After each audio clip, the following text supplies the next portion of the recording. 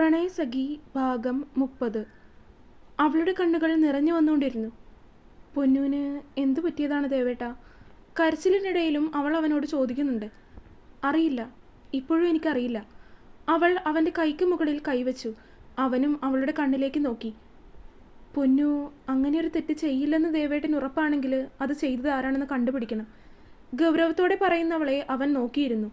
അവളിൽ നിന്നും അങ്ങനെയൊരു മറുപടി അവൻ പ്രതീക്ഷിച്ചില്ല. കണ്ടുപിടിക്കുക മാത്രമല്ല, അവനെ കൊന്നേക്ക്.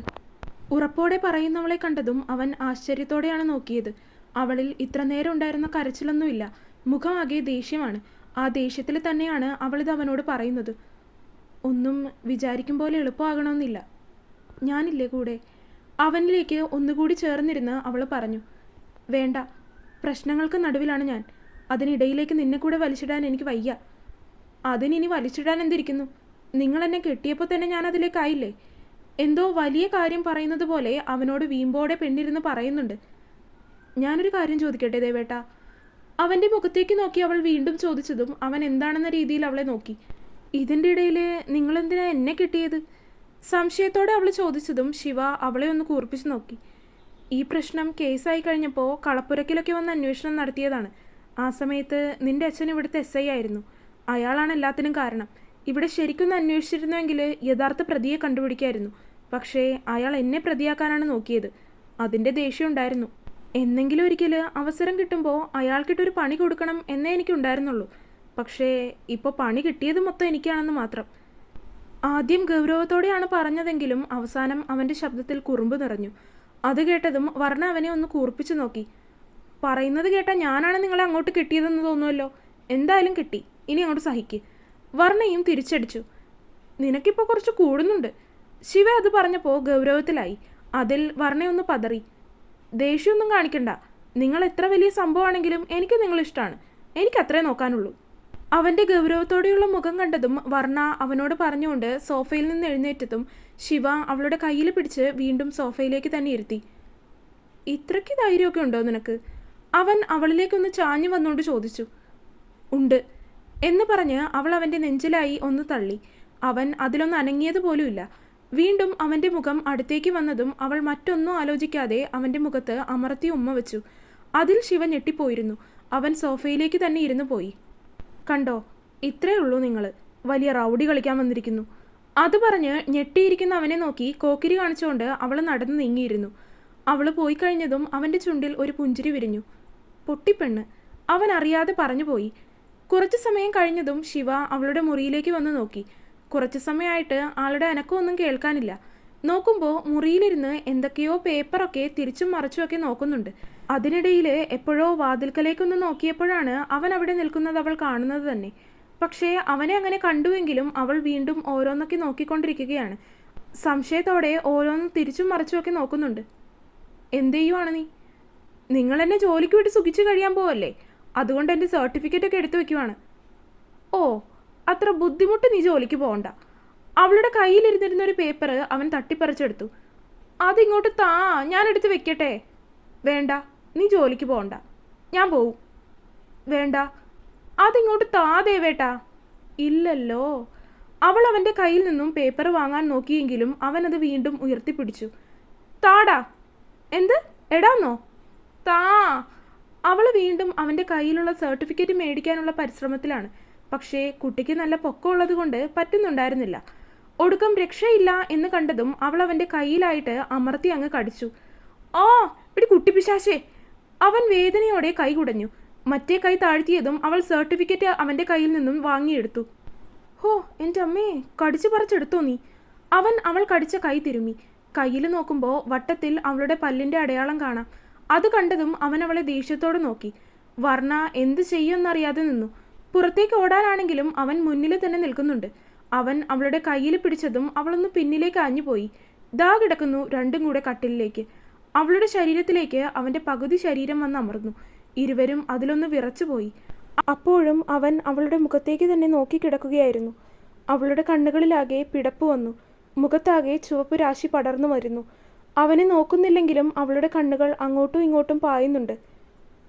ഞാനും കടിക്കട്ടെ? അവൻ അവളുടെ ചെവിക്കരികിലായി വന്ന് നിശ്വാസം കലർന്ന ശബ്ദത്തിൽ ചോദിച്ചു. അവൾ ചെവിയൊന്ന് വെട്ടിച്ചു. പറയ്, ചെയ്യട്ടെ? വേണ്ട. വേണം.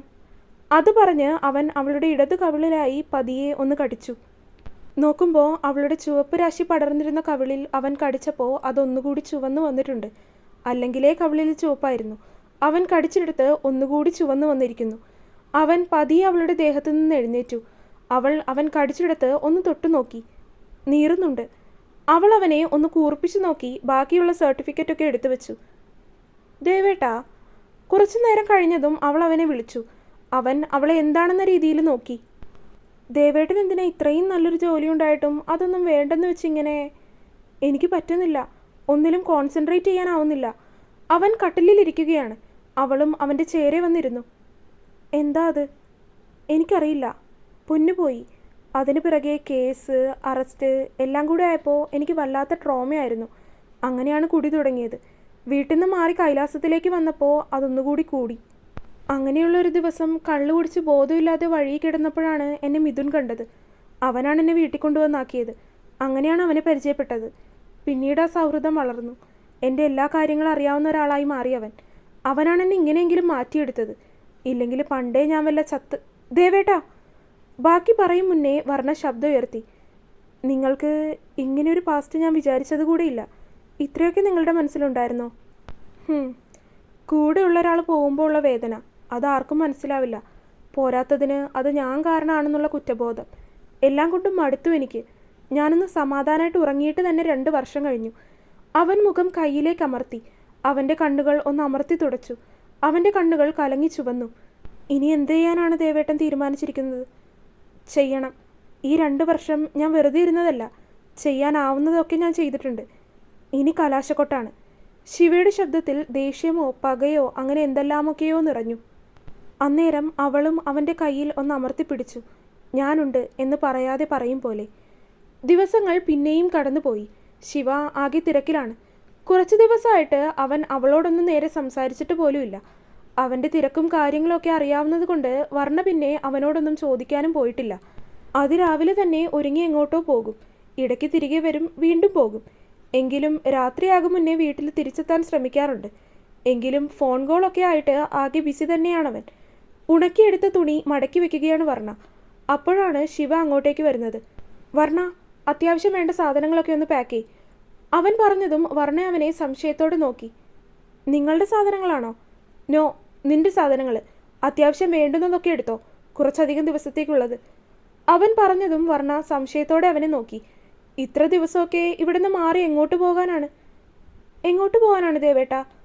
പറയുന്നത് കേക്ക്. പാക്ക് ചെയ്യാൻ പറഞ്ഞാൽ അത് ചെയ്. അവൻ്റെ ശബ്ദത്തിൽ തീർത്തും ഗൗരവം മാത്രമായിരുന്നു. അവനെ ഒന്ന് പുച്ഛിച്ച് കാണിച്ച് അവൾ ബാക്കിയുണ്ടായിരുന്ന ഡ്രസ്സൊക്കെ കൂടെ മടക്കിയെടുത്ത് വെച്ചു.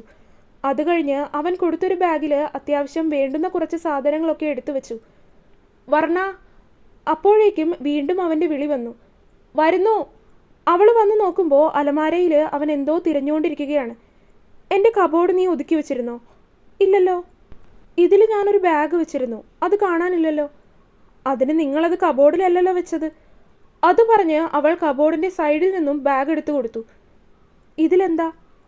ഇതിൽ പൊന്നുവിൻ്റെ കുറച്ച് സാധനങ്ങളാണ്. തറവാട്ടിൽ അന്ന് വന്ന് നിന്നപ്പോൾ ഉള്ളത്. ഞാനൊന്ന് നോക്കിക്കോട്ടെ?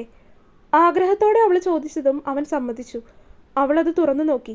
1-2 ഡ്രസ്സുണ്ട്, പിന്നെ കുറേ വളകൾ, അങ്ങനെ കുറേ സാധനങ്ങൾ. എല്ലാം നോക്കിക്കഴിഞ്ഞ് അവൾ അവൻ്റെ മുഖത്തേക്ക് നോക്കി. അവൻ്റെ മുഖത്ത് സങ്കടം, കണ്ണുകളൊക്കെ കലങ്ങിയിരിക്കുന്നു. ഞാൻ വാങ്ങിക്കൊടുത്തതാണിതെല്ലാം. അത് പറയുമ്പോൾ അവൻ്റെ ശബ്ദത്തിൽ വേദന. അവൾ അതെല്ലാം അവിടെ വെച്ച് വന്നിട്ട് അവനെ ഒന്ന് ഇറുക്കി കെട്ടിപ്പിടിച്ചു. എല്ലാം ശരിയാവും. പതിഞ്ഞ ശബ്ദത്തിൽ അവൾ അവനോട് പറഞ്ഞു. ഈ തവണ അവനും അവളെ ചേർത്ത് പിടിച്ചു. അവൾ അവൻ്റെ മുഖത്തേക്കൊന്ന് നോക്കി. എല്ലാം പാക്ക് ചെയ്ത് കഴിഞ്ഞോ? ചുമല് കൂച്ചി അവൾ ഇല്ലെന്ന് പറഞ്ഞതും അവൻ്റെ മുഖം പെട്ടെന്ന് തന്നെ ഗൗരവത്തിലായി. പോയി പാക്ക് ചെയ്യടി, നീ പോടാ എന്ന് വിളിച്ച് അവൻ്റെ നെഞ്ചിലായൊരിടിയും കൊടുത്ത് അവൾ മുറിയിലേക്ക് ഓടി. അധികം വൈകാതെ ഇരുവരും ഇറങ്ങി. എങ്ങോട്ടാണെന്നറിയാതെ വർണ്ണയും ഇരിക്കുന്നുണ്ട്. ഇടയ്ക്ക് അവൾ എങ്ങോട്ടാണ് പോകുന്നതെന്ന് അവനോട് ചോദിക്കുന്നുണ്ട്. എങ്കിലും അവൻ മിണ്ടാതിരിക്കുന്നത് കണ്ടതും അവൾ മുഖം വീർപ്പിച്ച് അവനിൽ നിന്ന് തിരിഞ്ഞിരുന്നു. ഇനിയെങ്കിലും പറയ് ദേവേട്ടാ, നമ്മൾ എങ്ങോട്ടാ പോകുന്നത്? കുറച്ചു ദൂരം കഴിഞ്ഞതും അവൾ വീണ്ടും അവനോട് ചോദിച്ചു. കളപ്പുരക്കിലേക്ക്. അവൻ പറഞ്ഞതും അവൾ ഞെട്ടലോടെ അവനെ നോക്കി. കള്ളം പറയുക? ഞാനെന്തിനു കള്ളം പറയണം? സത്യമായിട്ട് നമ്മൾ അങ്ങോട്ടാണ് പോകുന്നത്. അച്ഛൻ സമ്മതിച്ചോ? അച്ഛൻ എന്നോട് ഒരു വിരോധവും ഇല്ല പറഞ്ഞ. ഞാൻ എൻ്റെ ഇഷ്ടത്തിനാണ് അവിടെ നിന്ന് ഇറങ്ങിപ്പോകുന്നത്. അതിൽ അച്ഛന് ദേഷ്യമുണ്ടായിരുന്നു. പക്ഷേ ഞാൻ അങ്ങോട്ട് പോകുന്നതിലോ അവിടെ താമസിക്കുന്നതിലോ ഒന്നും ആർക്കും ഒരു എതിർപ്പുമില്ല. അവൻ പറഞ്ഞതും അവൾ വെറുതെ തലയാട്ടി കൊടുത്തു. ഞാൻ തന്നെയാണ് ഇനി അങ്ങോട്ട് കയറില്ലെന്നും ആരുമായിട്ടും ഒരു ബന്ധമില്ല എന്നൊക്കെ പറഞ്ഞ് വാശി കാണിച്ചത്. എൻ്റെ വീട്ടിൽ എല്ലാവരും പാവമാണ്. എല്ലാവരിൽ നിന്ന് ഞാനാണ് അകന്നു നിന്നത്. അത് എൻ്റെ മനസ്സിലെ കുറ്റബോധവും ദേഷ്യവും സങ്കടവും എല്ലാം കാരണമാണ്. അവൻ പറയുന്നതെല്ലാം അവൾ കേട്ടിരിക്കുകയാണ്. മനസ്സിലുള്ളതെല്ലാം പറയട്ടെ എന്ന് കരുതി. നല്ലൊരു കേൾവിക്കാരിയായി മാറി അന്നേരം അവൾ. അല്ലെങ്കിലും നമ്മുടെ വിഷമങ്ങളൊക്കെ പങ്കുവയ്ക്കാൻ ഒരാളുണ്ടെങ്കിൽ അത്രയും ഭാഗ്യവാൻ വേറെ ആരും ഉണ്ടാവില്ല. അതുകൊണ്ട് അവൻ പറയുന്ന കാര്യങ്ങളെല്ലാം അവൾ ശ്രദ്ധയോടെ കേട്ടിരിക്കുകയായിരുന്നു. തിരികെ ഒന്നും പറഞ്ഞില്ലെങ്കിലും അവൻ്റെ മനസ്സ് അവൾക്ക് മനസ്സിലാകുന്നുണ്ടായിരുന്നു. തുടരും. അപ്പോൾ വീഡിയോ കണ്ടവരെല്ലാവരും വീഡിയോ ലൈക്ക് ചെയ്യുക. നിങ്ങളുടെ അഭിപ്രായങ്ങൾ എന്തായാലും അത് കമൻറ്റായിട്ട് അറിയിക്കുക. ചാനൽ സബ്സ്ക്രൈബ് ചെയ്യാത്തവരുണ്ടെങ്കിൽ സബ്സ്ക്രൈബ് ചെയ്യുക. അടുത്ത പാർട്ടായിട്ട് നാളെ വരാട്ടോ. ബൈ.